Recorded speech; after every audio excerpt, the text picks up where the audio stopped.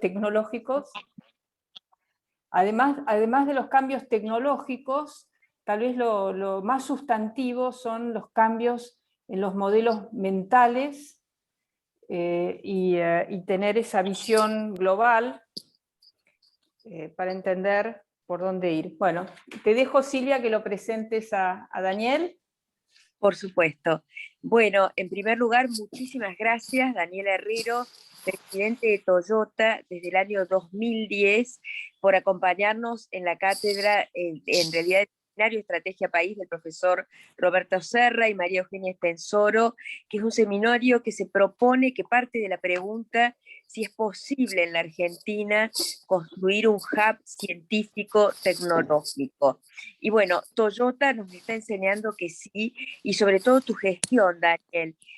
Daniel, es, para que todos ustedes sepan, es contador, egresado de la Universidad de Morón, hace 22 años que está en Toyota, que es una automotriz que ha cambiado el paradigma de la industria automotriz, no solo en el mundo, sino en la Argentina, porque se propuso hacer en la Argentina una camioneta especial, la conocemos todos, la Hilux, que es casi un genérico de las 4x4, y ayudó a convertir a la Argentina en un hub mundial para la exportación de estas camionetas. Es muy interesante la concepción que tiene Daniel, que en un artículo que publicó hace algunos años en Clarín hablaba de ceder para crecer, y contaba que en un viaje que hizo la compañía, o sea, que hizo Toyota Japón, a su famosa planta de Nagoya, con los sindicatos y con sus proveedores, fue tal vez la mayor y mejor inversión de la empresa. Daniel siempre insiste en la educación como valor, y creó en la propia Toyota una escuela que es seguida internacionalmente. Así que, Daniel, bienvenido, y realmente queremos escucharte acerca de lo que implica el modelo de una planta con los protocolos de ser una industria de Japón, cómo fue traer la Zárate a la Argentina y cómo convertir a la Argentina en un eslabón clave en lo que es la producción global de Toyota. Gracias. Bueno, buen día a todos. La verdad que un placer estar con ustedes. Muchísimas gracias por la invitación. Arranco fácil, sí se puede. No hay ninguna duda, la Argentina tiene todo el potencial y creo que eso es lo que nosotros tenemos que buscar, y precisamente ustedes son los que tienen que desafiar, ¿no? Uno lo que aprende después del tiempo es que uno tiene que poner el sueño y después trabajar duro para concretarlo, pero indudablemente se puede. Cuando nosotros arrancamos a pensar con el proyecto, nosotros decíamos que Latinoamérica tiene ciclos económicos que hacen imposible que uno se pueda quedar solamente en su país. Entonces pensamos que la mejor manera de pelear globalmente era salir regionalmente, y para eso teníamos que buscar una escala de producción que nos permitiera ser competitivos, y obviamente había que buscar un acuerdo del que tanto se habla ahora con el socio principal, que era el sindicato.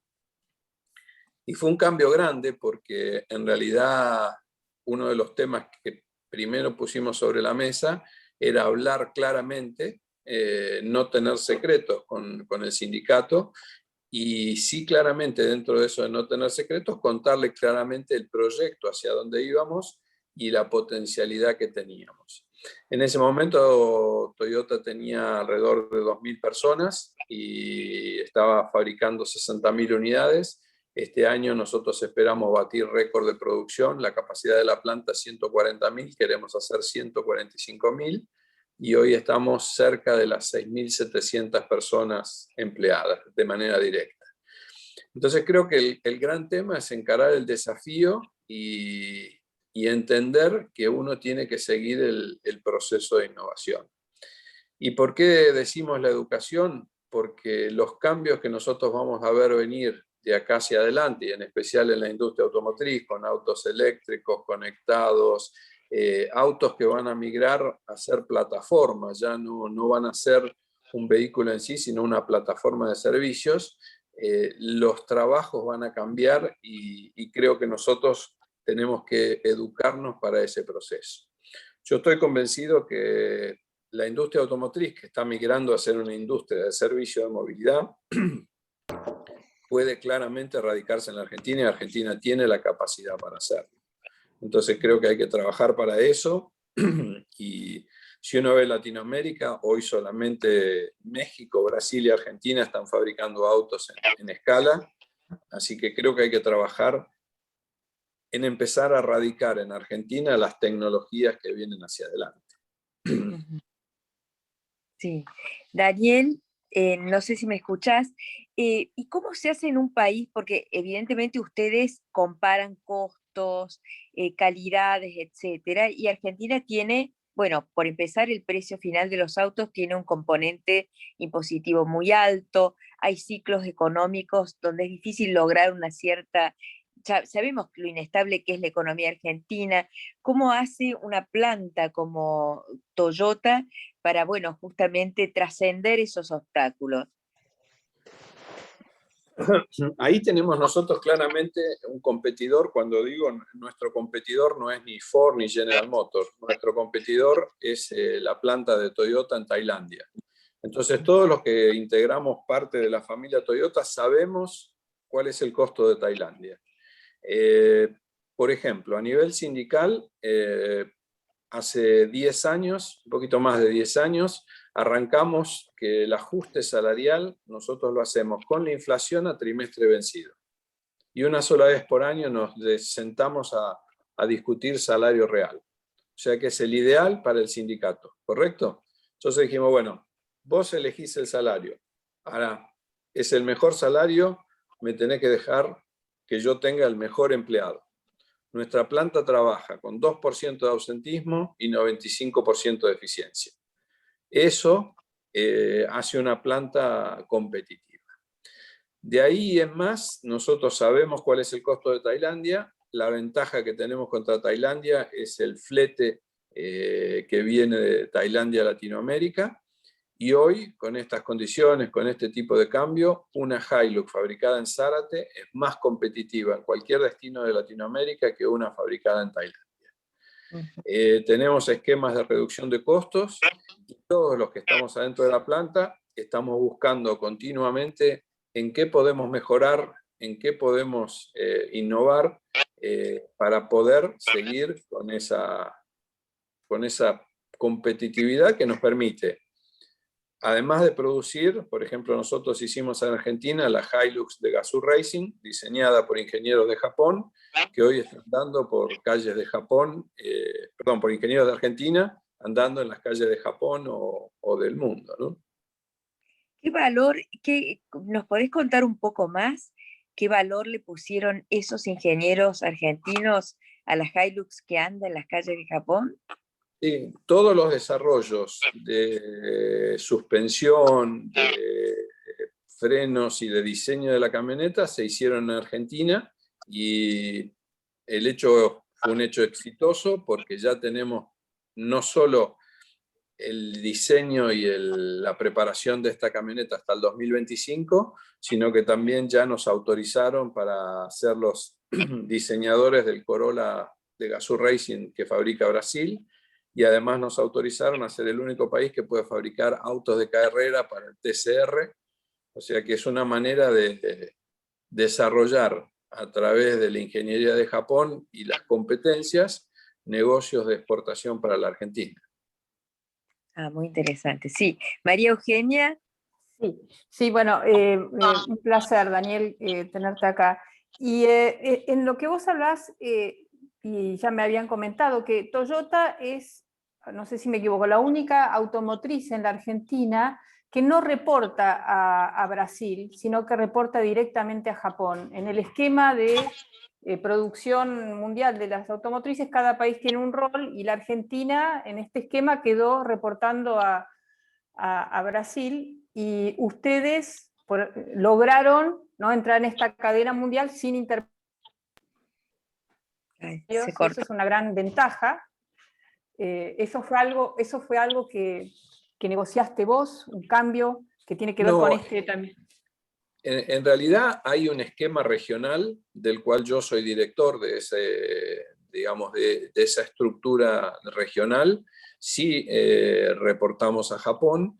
La gran diferencia que tenemos, y eso sí fue una elección nuestra, es nosotros no competimos con Brasil. Brasil hace autos de pasajeros, nosotros hacemos vehículos comerciales. Entonces, siempre estamos obligados a cuidarnos el uno a otro. Eso sí, no le digan a los brasileros que por cada Hilux que nosotros les exportamos podemos traer 2 Corolla.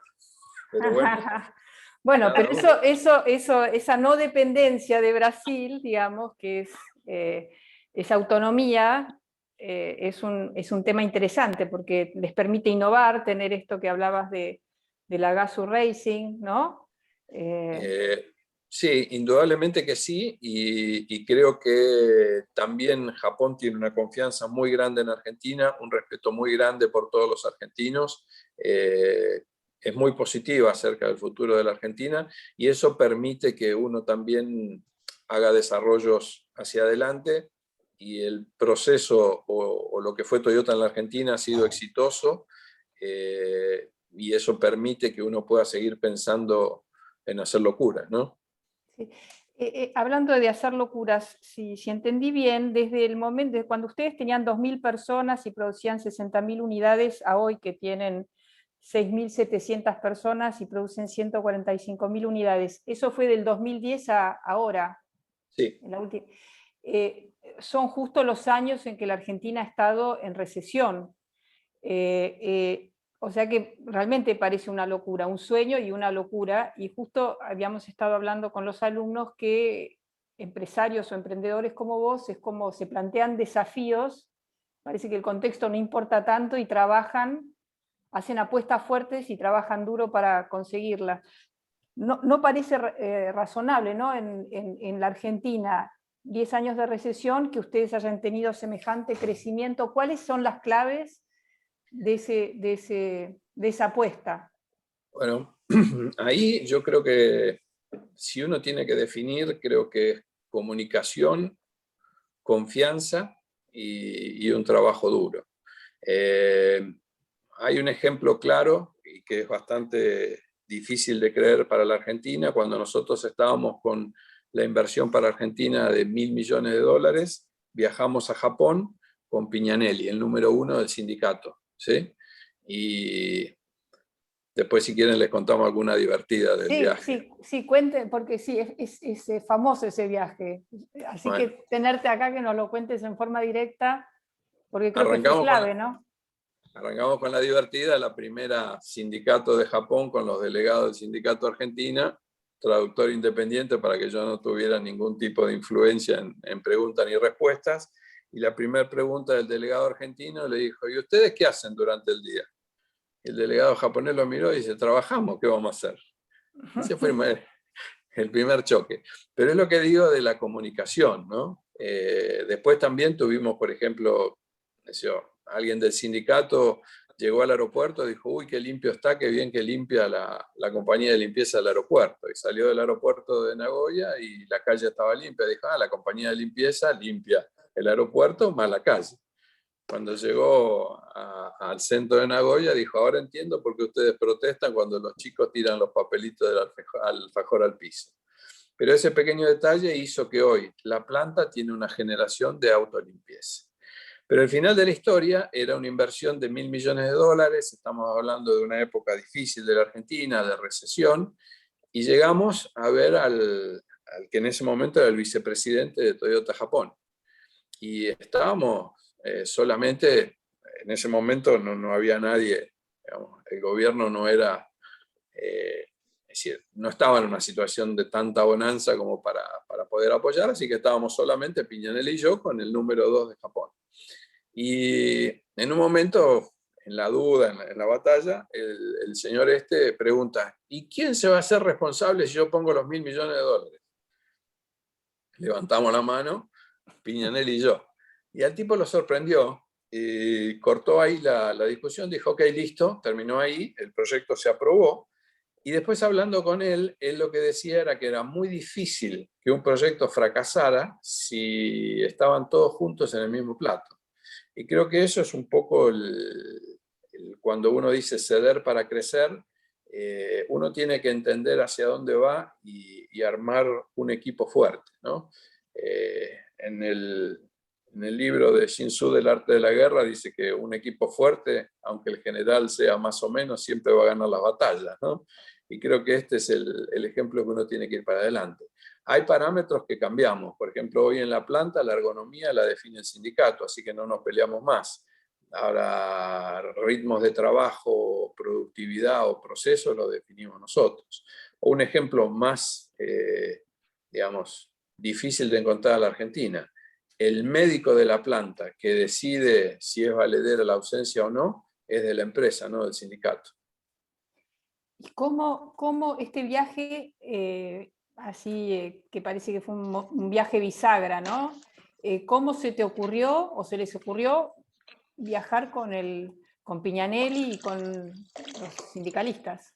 El tema es que a veces cuando uno no conoce, entiende que lo que estamos hablando es utópico. Entonces, cuando hablamos y dijimos, bueno, la charla con Piñanelli el primer día fue, yo no tengo problema, yo soy contador, voy a trabajar en una distribuidora o en una planta de producción. El tema es qué queremos hacer. ¿Queremos seguir peleando o hacer algo en serio que deje historia? Si queremos hacer algo que deje historia y darle trabajo en ese momento pensábamos 2.000 personas más, vamos a tener que hacer lo que hace todo el mundo, no podemos hacerlo distinto. Y dentro de ese camino con Diego Prado surgió el tema de llevarlos a ver lo que era el mundo real. Entonces primero fue un viaje a Japón, que obviamente es un cambio muy grande de ver qué es lo que pasa del otro lado, pero en el fondo ellos también fabrican, así que son competidores. Y después también viajar a Brasil y ver qué era lo que pasaba. Y después ya creo que, como siempre digo, ¿no? Uno tiene que crear el monstruo y después el monstruo empieza a caminar, a crecer solo y todo el mundo lo alimenta. Nunca sé si por miedo a que nos coma o por convencimiento, pero todos lo terminan alimentando y va creciendo y se convierte en leyenda. Entonces, creo que ese es el gran tema. Y el tema también, que para mí fue muy importante, una de las charlas con los dos sindicatos juntos, en Japón, el haber sido parte del sindicato es un muy buen antecedente para una posición gerencial, porque el haber estado en el sindicato les hace a las personas conocer los problemas del piso, los problemas de la gente. Entonces es como que ellos entendieron que podían hacer algo más. Entonces, vamos a ejemplos. El sindicalista argentino típico genera poder peleando. Nuestro gran cambio fue que el sindicato tuviese poder haciendo, que se pusiese contento porque entraban 10 personas más en la planta, o que se pusiesen contentos porque podíamos gastar 10 millones de pesos en darle educación a chicos marginados, o que pudiésemos poner plata en un comedor. Entonces, esa participación y el que tengan poder haciendo y no peleando, creo que es un cambio grande que la Argentina tiene que hacer. Pero de vuelta, eso es diálogo, confianza, y en la medida que uno pasa, cada vez se va haciendo más fuerte. Hoy te diría que ni el sindicato ni nosotros dudamos de lo que el otro dice. Estamos más para crecer que para pelear. Igual nos seguimos peleando, pero les doy un ejemplo, y eso les va a servir para cualquier lado donde vayan. Nosotros decidimos en el arranque juntarnos todas las semanas en una sala.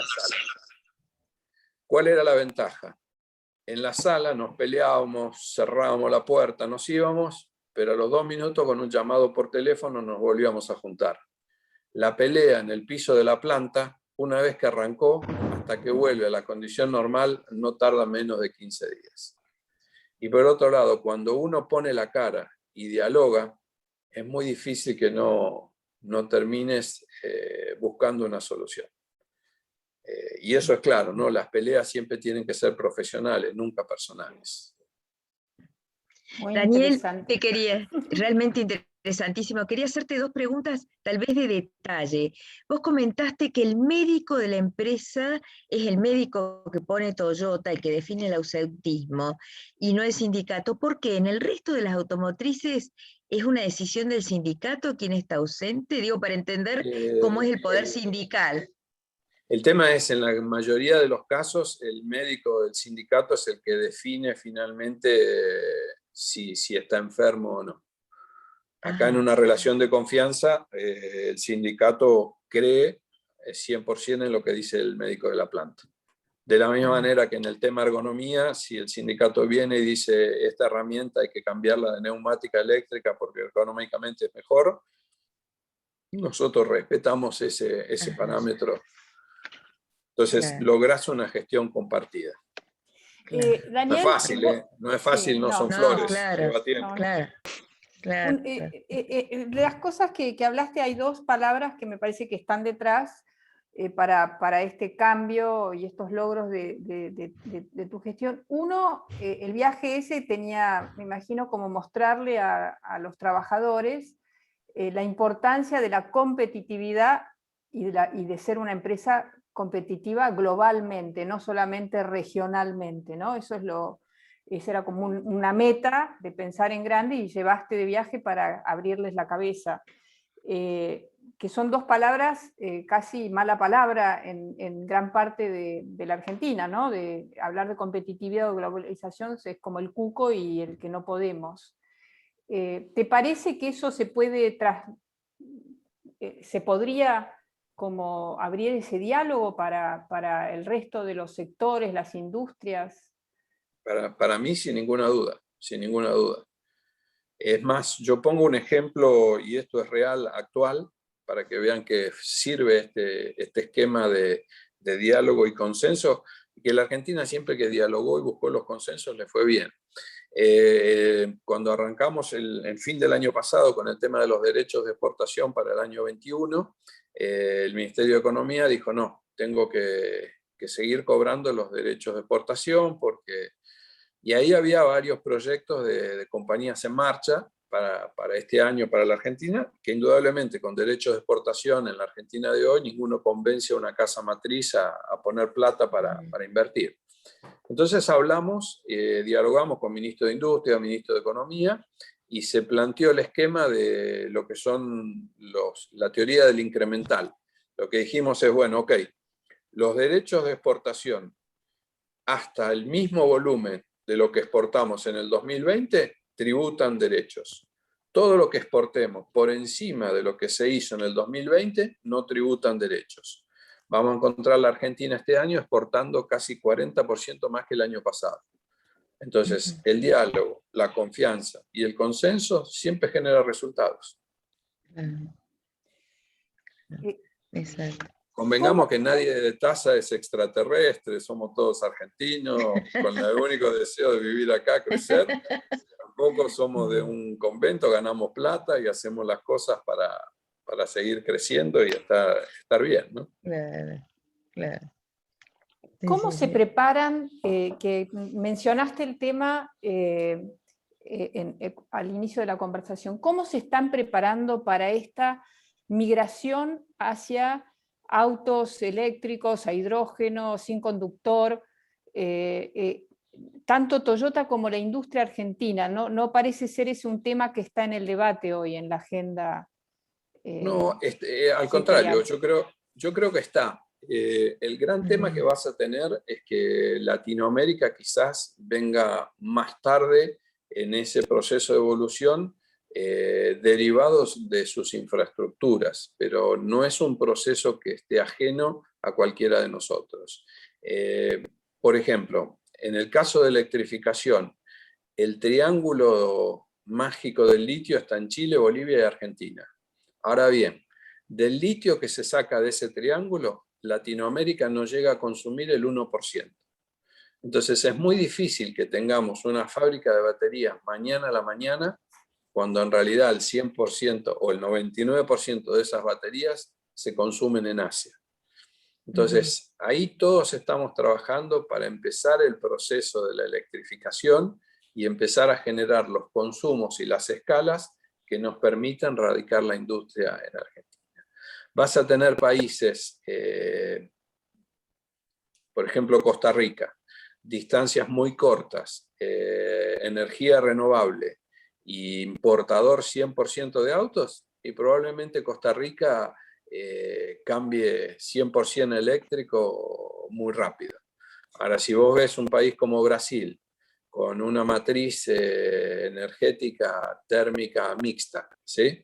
Donde su combustible es el etanol que viene derivado de la producción de caña de azúcar, en donde la caña de azúcar, en el fondo, cuando crece, equilibra las emisiones de carbono del auto cuando se usa, y va a ser muy difícil que destruya esa industria en 2 años para migrar eléctrico.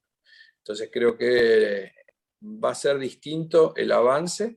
Desde el punto de vista nuestro, nosotros ya tenemos previsto que antes del 2025 nosotros tenemos que tener una versión de Hilux electrificada, y la idea es que esa versión se fabrique también en la Argentina.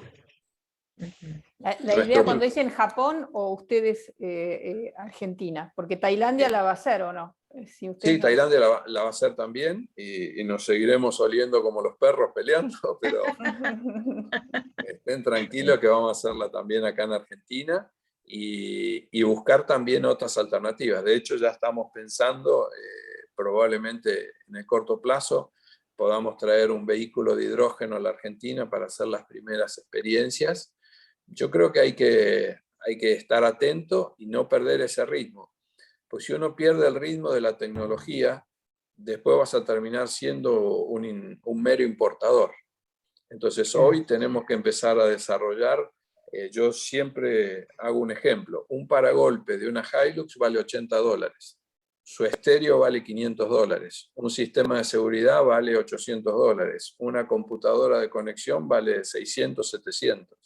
Entonces tenemos que ya hoy empezar a generar todos esos proveedores que manejen la electrónica que va a manejar el auto del futuro. Y esos proveedores, Toyota obviamente tiene toda una cadena de valor, ¿han podido en todo este tiempo generarlos en la Argentina? ¿Cómo les ha ido? No, nos fue bien, nos fue bien. Al tener una escala de producción de arriba de 100.000, nos permite que los proveedores puedan tener una escala de negocios aceptable en la Argentina. Hoy nosotros tenemos 42% de contenido puro argentino, medido de partes sobre partes, o sea que el 42% de una Hilux que tocamos es argentino. Y hoy tenemos proveedores, de hecho, hoy hay un proveedor nuestro que está haciendo el anuncio que se va a radicar más cerca de nuestra planta para empezar a hacer electrónica precisamente para el futuro, no solo de Argentina, sino también para Brasil. Entonces creo que la Argentina tiene potencial. El tema es poner las reglas de juego claras, y siempre, ¿no? Es ese diálogo entre gobierno, sindicato y empresas que lamentablemente no se da en todos lados, ¿no? Claro. Daniel, vos hace poquito dijiste que de esta crisis, obviamente refiriéndote a la pandemia, se salía por el derrame del sector privado. ¿Podés profundizar un poco más ese concepto? Sí, es que yo creo que Argentina sale creciendo. Es decir, Argentina sale incluyendo por crecimiento. Y cuando digo incluyendo por crecimiento es generando empleo. Y la única manera de generar empleo es a través de inversiones que van a venir más de los privados. Esta es mi lectura. Nosotros estamos pensando ya para el año que viene en crecer alrededor de un 10, un 12%. Y para eso vamos a tener que tomar más gente y los proveedores van a tener que tomar más gente. Entonces creo que esa es la manera de salir. Y Daniel, en la medida pero ustedes pueden tener esa proyección porque su mercado es el mundo. Si fuera solo Latinoamérica, que está en toda Latinoamérica en crisis, no, es que vos no tendrían esa proyección. No. La proyección nuestra es Latinoamérica. Latinoamérica va a crecer. Sí, Así, porque con todos los pronósticos que es la región más golpeada por la pandemia y que la que más tarde se va a recuperar. Indudablemente que sí, pero hay cosas, o a lo mejor en nuestro segmento, todo lo que sea minería, agricultura, es algo que sigue claro, caminando.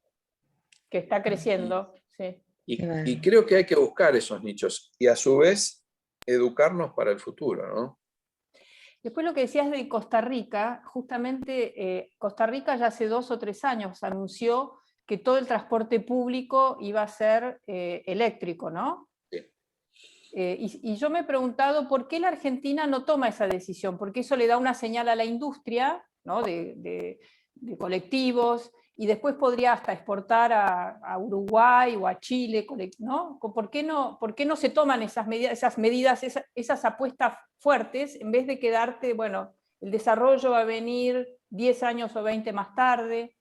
El gran tema es que si hoy nosotros dijésemos migremos el transporte eléctrico, automáticamente tenés que importar todos los vehículos. Y entonces Claro. vas a tener No, un pero agujero. no, te das un plazo, en 5 años, Bueno, y entonces vas desarrollando. bueno, Eso, ¿no? Obviamente, nadie dice mañana. En 5 ahí años estamos lo vas. perfectos. Ahí estamos Pero perfectos. eso no se ha decidido. Creo que el año pasado no hubo una reunión de SMATA con el gobierno diciendo que íbamos a hacer como el refugio de los autos a combustión para, ¿no? Algo así. Sí, yo creo. ¿O no? Digo. Sí. Yo creo que ese es el gran secreto, ¿no? Es la previsibilidad que yo digo que uno necesita. Si a nosotros nos dicen, bueno, de acá a 5 años van a tener que ser 30% los autos eléctricos, Claro. y van a tener esta dirección y van a tener estos impuestos, y todos vamos a invertir a hacer eso. Hoy esa ley de electromovilidad todavía no salió, así que estamos en veremos. De todas maneras, creo que hay procesos, pueden ser autos híbridos, como decía, puede ser hidrógeno. El camino del carbono neutral es muy amplio y la Argentina tiene un gran potencial. Si uno mira, por ejemplo, hidrógeno, con todos nuestros parques eólicos, que a la noche tienen el mismo viento, pero no tienen consumo, podrían estar fabricando hidrógeno toda la noche para poder después abastecer a la Argentina o hasta exportarlo, ¿no? Entonces, vamos de vuelta a la oportunidad que tienen todos los chicos que están acá. Está bien, buenísimo. Perdón, quería hacer una consulta, ¿puede ser? Dale, Agustín. Adelante, Agustín. Bueno, primero que nada, buen día, gracias por participar en la charla. Y escuchando un poco lo que fueron preguntando acá mis profesoras y haciendo un poco de investigación, noto que realmente justo las coincidencias, ¿no? Veníamos hablando de la proyección a largo plazo, y una pregunta que quería hacerte era, ¿qué indicadores elegís para estar alerta de que la compañía, de que la planta está bien encaminada a alcanzar los objetivos estos de largo plazo? Ahí lo que tenés que tener es el proceso de crecimiento sustentable. Es decir, que por ejemplo, si nosotros vamos a crecer 10% el año que viene, que ese 10% sea sustentable y no derivado de una política comercial de incentivos que hace que el año que viene tengo el 10% y después me caigo, ¿sí? Claro. Y después el otro indicador es cuántos proyectos tenemos en marcha atrás para hacer sustentable eso, ¿sí? Entonces nosotros arrancamos con la Hilux de Gazoo Racing, ya sabíamos que teníamos la Hilux de producción más las de Gazoo Racing. Pero en el camino de eso también empezamos con la compañía de movilidad, empezamos a fabricar autos de carrera, entonces es ese crecimiento que te permite ser sustentable y decir, bueno, ok, se cayó este país, entonces esa gente en vez de hacer esto, hago lo otro.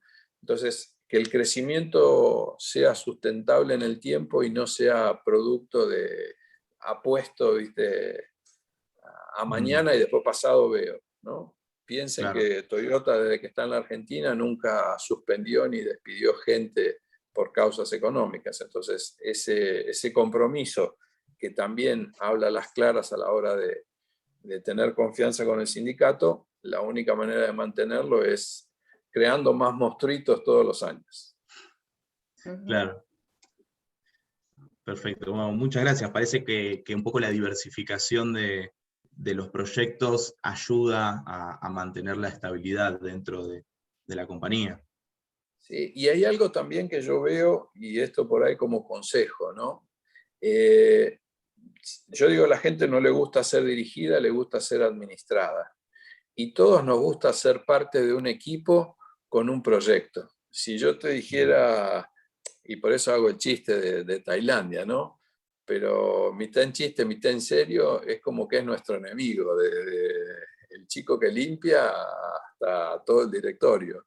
Y en ese chiste es como que estamos todos juntos para ganarle a Tailandia. No importa que tengamos que hacer, pero lo vamos a hacer, pero Tailandia no nos va a ganar.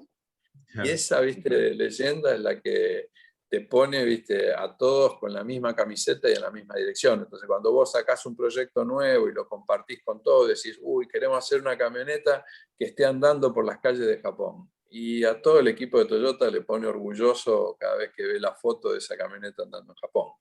¿Es la que más profit te da? No, indudablemente no.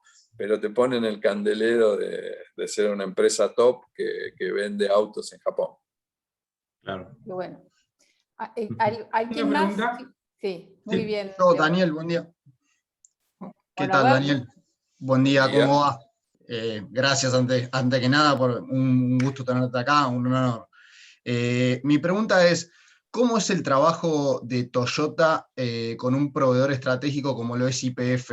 Entiendo que es una empresa nacional y entiendo está conectada con todo lo que es la migración hacia energías renovables, que está en la agenda no solo de los autos, sino también entiendo lo que es la matriz energética de producción en el país, sustentada por energías renovables a partir de, creo, hace un año, hace poco, que la planta de Zárate produce a partir de energías renovables.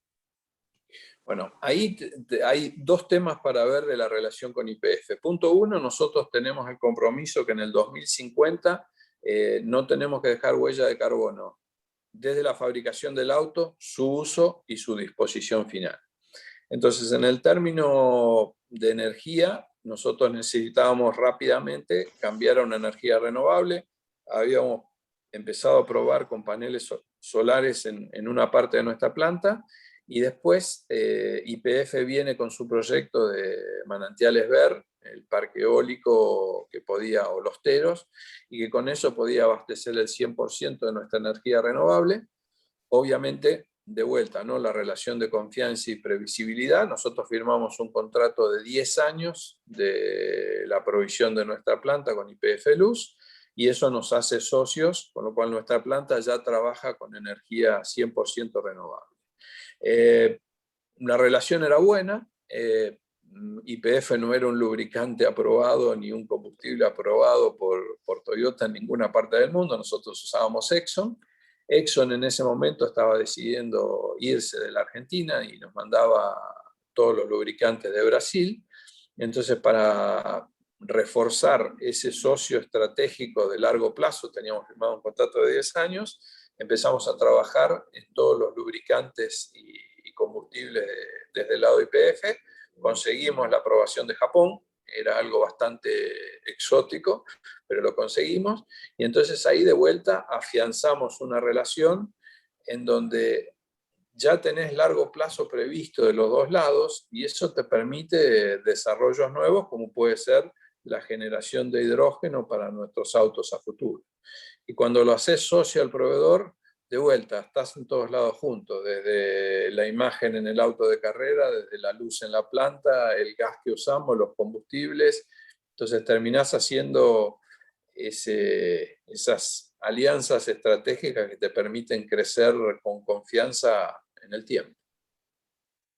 Perfecto, gracias. Y de nuevo está bueno ese concepto de equipo, ¿no? Tanto internamente con los empleados, con el sindicato, hacer parte de tu equipo a los proveedores o a los jugadores externos para ir hacia ese crecimiento y esa innovación. Que ahí es un punto clave, ¿no? Si tu compañía no crece de manera equilibrada con la comunidad donde vos interactuás y con tu cadena de valor, estás haciendo algo equivocado. Es decir, si el dealer no gana plata, si el proveedor no gana plata, si el distribuidor no gana plata y vos ganas plata, ahí estás complicado, ¿no? Entonces creo que ese es el gran secreto de esto. Obviamente, en la medida que, y esto va con los proveedores, ¿no? Si yo el 1 de enero le digo, te voy a fabricar 145.000 unidades, ¿sí? Y me vas a entregar tantas unidades por mes, y te las voy a pagar el día que me las entregues, y te voy a ayudar para que vos mejores tu grado de calidad. Por ejemplo, todas las mejoras de calidad que nosotros mandamos nuestra gente a ayudar, se dividen 50% al costo del producto, 50% a la ganancia del proveedor. Entonces todo el proveedor te acepta contento de que vayas a mejorarle su planta, porque en realidad ganan todos. Y eso permite que, de vuelta, ¿no?, todos estén en el equipo y todos alimenten al monstruo para que siga adelante. Clarísimo, muchas gracias. Sí, Daniel. Leandro, Sí. Leandro, a ver, Hola. sí, Leonardo tenía, sí. Sí, gracias por estar aquí, Daniel Herrero. Mi pregunta es la siguiente: ¿cómo fue trasladar el modelo mental de trabajo de Japón a la cultura laboral en la planta de Argentina? Ese fue el proceso más difícil de todos, más difícil de todos. Te doy ejemplos. El japonés es un empleado totalmente estandarizado, ¿sí? La norma es 1, 2, 3, 4 y va a ser 1, 2, 3, 4. El argentino es un tipo súper creativo. Vos le decís 1, 2, 3, 4 y él en 2 días va a probar si 1, 4, 3, 2 funciona mejor, que en muchos de los casos lo consiguen hacer, ¿no? Pero fue complicado. Entonces hubo que adaptar una cultura intermedia, ¿no? Entender la calidad, entender que había procesos en donde no se podía cambiar nada porque estaban inherentes a la calidad, pero en algún momento dejarle fluir la creatividad que tiene el empleado argentino. El empleado argentino necesita más comunicación. Volvemos a lo de antes, no lo podés mandar. Vos le tenés que explicar por qué estamos haciendo esto. Si la rutina es un 2, 3, 4, le tenés que explicar que si vos haces 1, 4, 3, 2, por ahí vas a estar haciendo lío y la calidad del producto no va a ser lo mejor y alguien se puede lastimar después con ese auto. Entonces necesita mucho más comunicación. De hecho, uno de los temas con Diego Prado, que está acá, que solucionamos, el tema del ausentismo. Probamos con muchas cosas y al final fue más hacerle de papá a los chicos. La edad promedio de la planta es 25 años. Entonces, había chicos que, por ejemplo, no entendían que cuando faltaban, la línea no podía arrancar porque no estaba él. Y cuando se le explicó eso, como que dijo, uy, me están esperando. Y el ausentismo fue gradualmente bajando, ¿no? Entonces necesita mucha comunicación que el operario japonés no la tiene. Y después, bueno, la comunicación siempre ayuda a todo, todavía tenemos diferencias. De hecho, cuando viene algún japonés nuevo, los primeros días de adaptación son duros, pero después se acomodan entre los dos y hacemos cultura intermedia. Gracias. De hecho, si quieren, les cuento una anécdota. Cuando nosotros empezamos a construir la planta, vinieron 250 japoneses, era una inversión de 1.000 millones, la planta se iba a reformar estando en marcha, no la podíamos parar. Entonces, lo que dicen las dos culturas, japoneses y argentinos. Entonces, el acuerdo de compromiso que tuvimos fue, una vez por mes, hacíamos un asado, japoneses y argentinos, nos sacábamos los cuernos en el asado, era a morir, y al día siguiente del asado arrancábamos 30 días con el cuentakilómetro en cero para esperar al último asado. Y así lo fuimos llevando y hay anécdotas súper divertidas donde ya se había convertido en un show que todos, tanto los japoneses como los argentinos, ya no peleaban y guardaban la anécdota para el asado siguiente, pero hay un montón de... Daniel, tengo una pregunta, que es, siendo contador, ¿no? Que uno piensa que el contador es una persona bastante estructurada, ¿cómo fue que vos liderás o tenés psicólogo? No sé si Diego Prado es el psicólogo del equipo o el neurocientífico, pero ¿cómo? Porque gran parte de lo que decís tiene que ver con estos cambios ¿no? Mentales y de vínculos y de diálogos. Sí, ¿Cómo yo creo... desarrollaste este perfil, ¿no? De la negociación, del diálogo, Ahí creo que la parte, digo, que más me ayudó fue el paso por recursos humanos, ¿no? Y ahí cuando lo conocí a Diego y trabajamos juntos, el estar con la gente y yo creo en la empatía, ¿no? Si vos podés tener una buena empatía con la gente y entender qué es lo que le pasa, siempre vas a buscar una solución. Pero creo que ese es el gran tema, ¿no? Estar con la gente, contarle a dónde vas y compartir el proyecto ha sido el secreto. Me gustan los autos y eso también sirve, pero bueno, es más el tema de cumplir en conjunto un sueño. Igual Diego es el psicólogo que me frena cuando voy a hacer lío. Bueno, sí. Aprovechen, chicos, que todavía tenemos un ratito. Sí. Daniel, buen día. Gracias, como dijeron todos los otros chicos, por estar acá. Mi pregunta era volviendo un poco al tema del litio, que hablaste de este triángulo que hay en Argentina, Chile, Bolivia, en la producción de litio. Mi pregunta es, a pesar de que el mercado, capaz es por esta es la razón de mi pregunta, ¿no? Pero a pesar de que Latinoamérica es un mercado muy chico todavía en lo que respecta a litio, ¿por qué no se podría empezar a innovar ya mismo en producir baterías de litio para exportar al mundo? Si es por un tema capaz de que no es rentable ponerle a exportar baterías al resto del mundo por cuestiones impositivas, o cómo pensás que Argentina podría incentivar y estimular el desarrollo de baterías, que es algo que se sabe que, digamos, que a futuro va a generar buenos ingresos al país si se explota correctamente. Ahí te cuento claramente cuál es la experiencia nuestra. Nosotros tenemos, a través de una de las compañías del grupo, en sociedad, una explotación de litio en Jujuy. El tema es el siguiente. El primer proceso de purificación del litio es el dióxido, que se puede transportar a granel sin ningún tipo de riesgo, sin ningún tipo de seguridad. No necesitas ningún cuidado.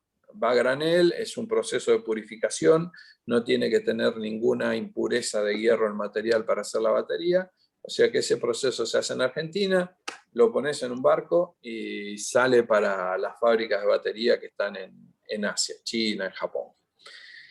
Ahora, si vos haces una batería, ¿sí? Una batería de litio, transportarla lleva otra serie de condicionantes, porque las baterías de litio tienen riesgo de explotar, tenés que tener otros cuidados, ya no pueden ir a granel, tienen que ir con un tratamiento especial. Eso es lo que hoy dificulta el generar una fábrica de baterías. Una fábrica de baterías buena puede valer $1.000 millones. O sea que no es algo imposible de pensar y lo puedes hacer.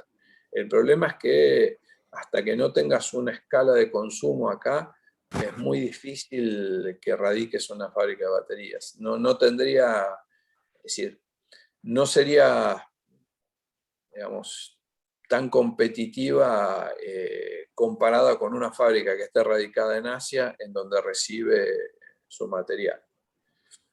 Ese creo que es el gran impedimento. Por eso es la desesperación y lo que decíamos antes con María Eugenia, ¿no? De tener una regla clara en cuanto a la electromovilidad. Entonces, si vos decís, de acá a 5 años, el 30% o los transportes tienen que ser eléctricos, indudablemente ahí ya justifica tener tu batería, porque vas a tener tu batería entregada en el mercado doméstico y eso es lo que corresponde, ¿no?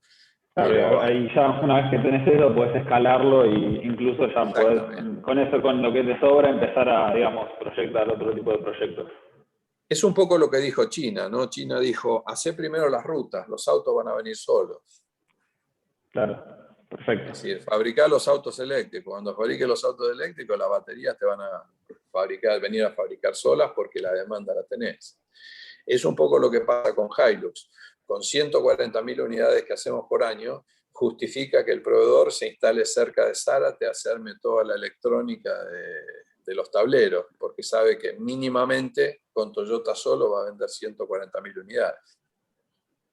Claro. Y después, obviamente, alguien que diga, este tipo tiene ya de base para sus costos fijos 140.000 unidades, dale 20.000 más de lo mío, que me van a salir más barato que hacerlo yo. Entonces, terminás haciendo competitivo y haciendo un hub, como fue el caso de las pick-up en la Argentina, en donde fíjate que hoy ya nadie quiere fabricar pick-up en Latinoamérica porque es muy difícil competirle al hub de la Argentina.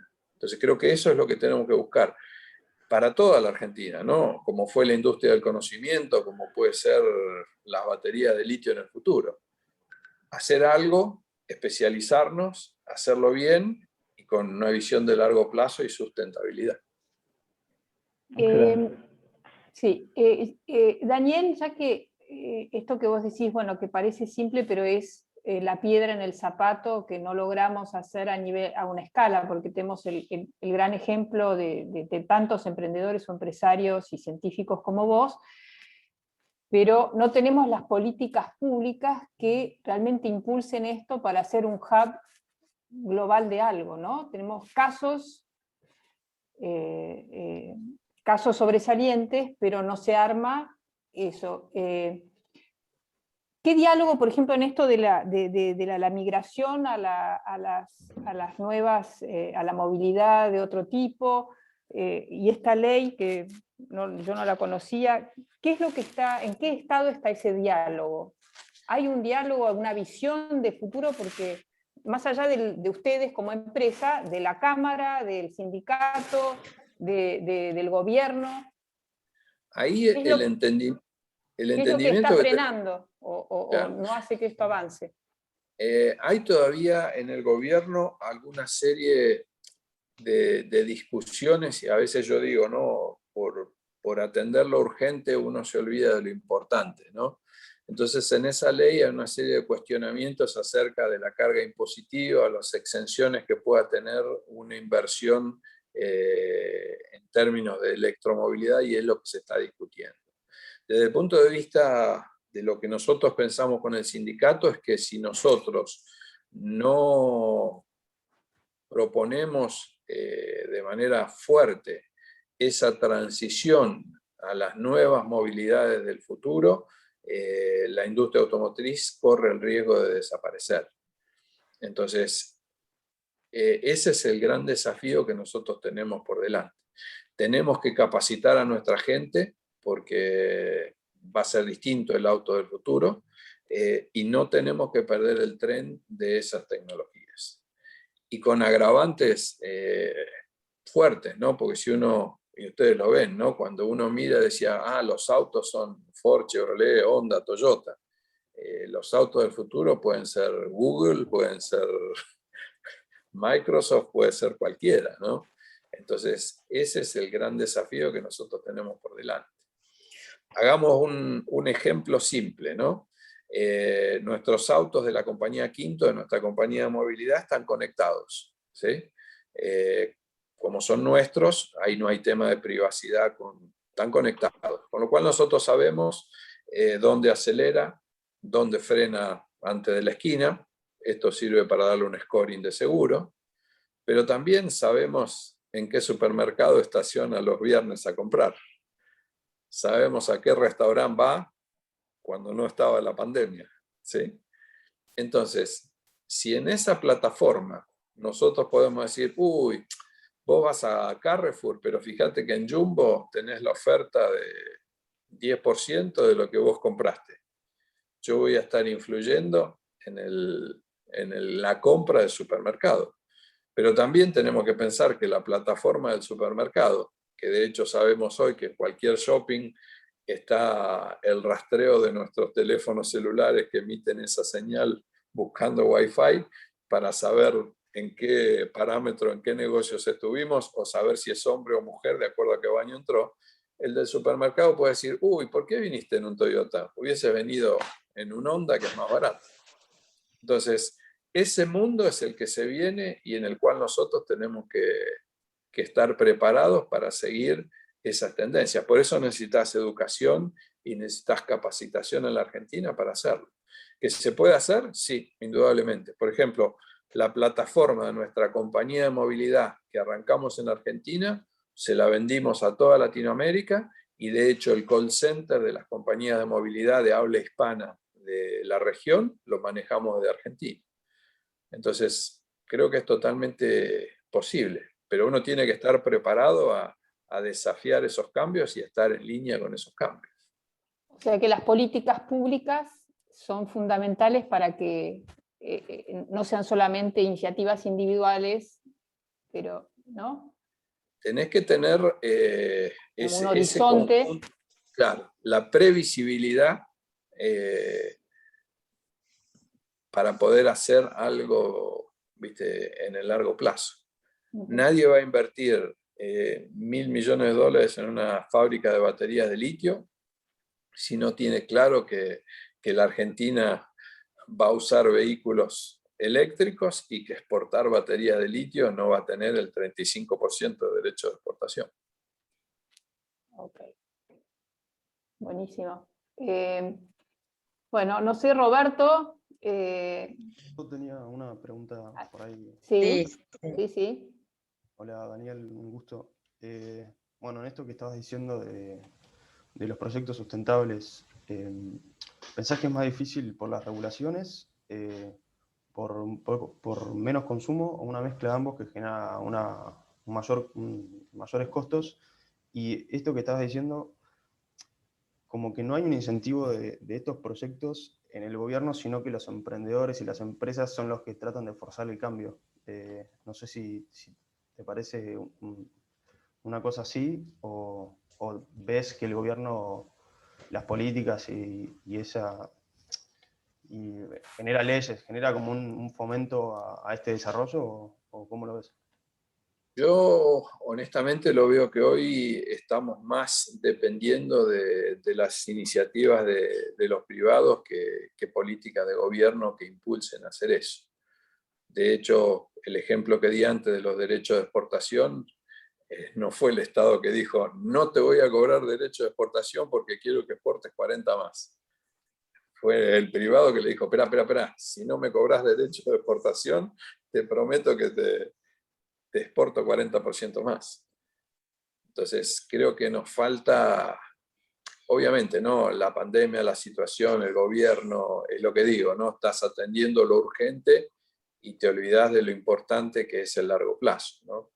El gran tema que hay que entender, y acá me concentro en lo que sé que es la industria automotriz, todas las industrias tienen planes a futuro de todos estos cambios que estamos viendo, la electrificación, la conectividad, la electrónica. Tienen que decidir en qué país lo radican.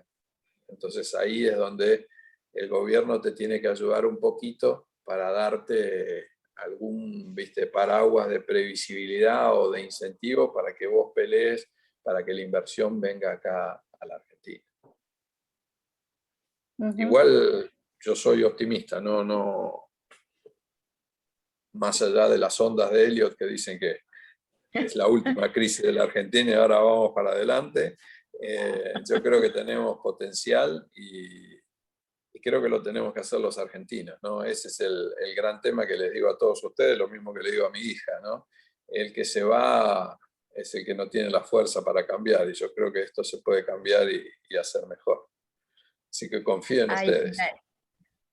Daniel, es hermoso el mensaje que nos estás dando, realmente muy inspirador, fascinante.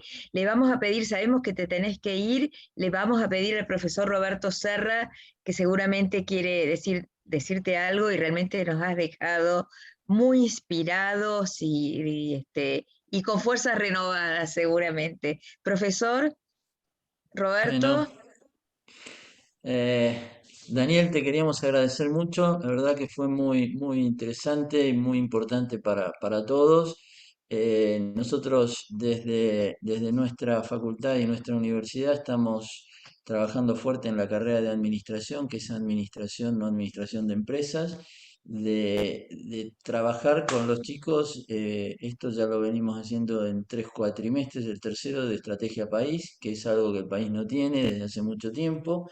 Y entonces, bueno, estamos trabajando con ellos para que puedan desarrollar esto. Tenemos otros seminarios también de educación, tenemos varias cosas nuevas, y creo que ha sido importantísimo entender todo esto, el pensamiento a largo plazo, la unión de todos, generar ese ecosistema entre los proveedores, entre la empresa, entre los sindicatos, todo ese trabajo y cómo poder trabajar hacia el futuro y conseguir inversiones para el país y desarrollar que tenemos la mejor gente, pero bueno, no tenemos ese pensamiento a largo plazo, esa estrategia. Así que muchísimas gracias porque creo que es súper útil para todos.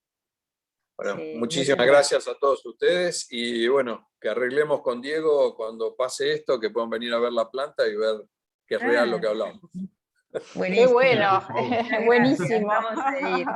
Sí, buenísimo. Bueno, buenísimo. Gracias. Muchas gracias. Muchas gracias. Gracias, Daniel. Gracias. Muchas gracias. Muchas gracias. Gracias. Muchas gracias. Bueno. Bueno, muy lindo.